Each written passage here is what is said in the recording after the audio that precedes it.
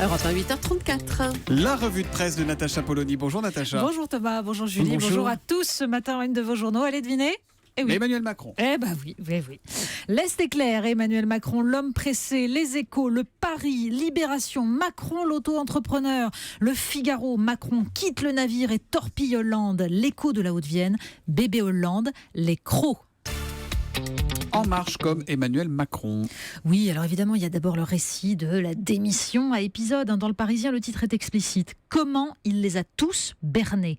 Et dans Le Figaro, Guillaume Perrault s'amuse des perceptions très variables de la bienséance. Serions-nous une société de cour ? François Fillon dit tout haut ce qu'il pense de Nicolas Sarkozy. On crie à l'inconvenance, comme s'il s'était mouché avec une nappe de table. Emmanuel Macron signifie à François Hollande qu'il le juge perdu, mais avec courtoisie. Les médias saluent l'homme du monde. Sur le site Slate, Jean-Marie Potier nous décrit surtout les différentes étapes et résume le départ du ministre de l'économie est un peu à la politique française ce que le dernier album de Frank Ocean a été au hip-hop américain. Une sortie annoncée, reportée, confirmée, une nouvelle fois différée. Une sortie à laquelle il n'a même pas manqué un doigt de bling-bling avec le déjà mythique départ en bateau de Bercy. Oui, il y avait deux vedettes hier. C'était pas la yacht non plus. Le programme d'Emmanuel Macron à présent. Oui, ça c'est si vous voulez enfin sortir du commentaire politicien. Le site Atlantico est le seul à se poser la question. Mais que pense l'ancien ministre de l'économie sur les sujets qui impactent vraiment la vie des Français ? Le terrorisme, l'islam, les inégalités, la mondialisation, l'Europe. Eh bien, des analystes passent au crible les quelques déclarations de l'ancien ministre sur ces sujets. Et le mot qui ressort, c'est doxa. L'opinion commune. Sur l'Europe, Emmanuel Macron est paradoxal, juge l'économiste Thomas Porcher. Il demande la reconstruction d'un nouveau projet tout en acceptant les règles du premier.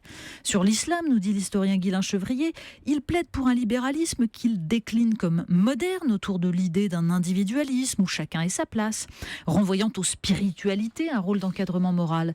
Mais ne retrouve-t-on pas là finalement tous les ingrédients d'un capitalisme qui joue sur les divisions multiculturelles pour dominer sans partage et assurer sa pérennité sous le signe des inégalités sociales ? Alors nous espérons la suite au prochain épisode. Le Monde revient sur l'attentat de Magnanville. Oui, un sujet qui a frappé les Français justement. Le Monde consacre 2 pages glaçantes au parcours de cet homme qui a égorgé 2 policiers chez eux sous les yeux de leur enfant de 3 ans. Alors on voit des jeunes gens qui nourrissent leur haine des flics quand on les contrôle en excès de vitesse sans permis, d'autres qui fêtent le massacre en brûlant des voitures, quand la frustration se transforme en haine de l'Occident. Vous nous amenez en Irlande comme hier d'ailleurs. Mais oui, c'est pour ça que je vous en parlais hier. Eh bien, c'est de nouveau l'Irlande est là. Libération, cette fois, revient sur la décision de la Commission européenne de condamner Apple à rembourser 13 milliards d'euros à Dublin, parce que Dublin avait fait bénéficier Apple d'un impôt au taux préférentiel de 1% pendant des années. Et même Jean-Claude Juncker, l'homme du LuxLeaks, qui avait organisé l'évasion fiscale vers le Luxembourg, se fâche contre Apple. Tout change. Bon, pour le Figaro, c'en est aussi fini du traité de libre-échange. La France n'en veut plus.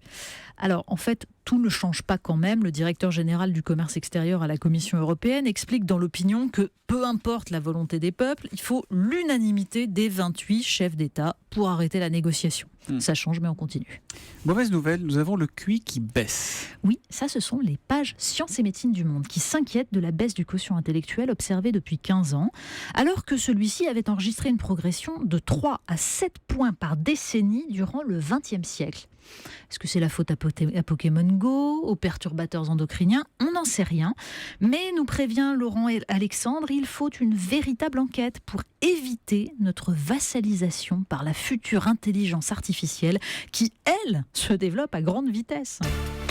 Sinon, vous êtes très scientifique pour finir les pages Sciences du Monde. Mais oui, on y reste parce qu'on y trouve aussi cette merveilleuse rubrique que j'adore, d'improbablologie, le récit de tous ces sujets délirants auxquels s'attaquent les scientifiques. Alors, l'improbablologie. Exactement, c'est une chronique toutes les semaines, c'est très drôle. Et cette semaine, la question cruciale, c'est de savoir pourquoi un organe échappe à l'apparente symétrie extérieure du corps humain, les gonades.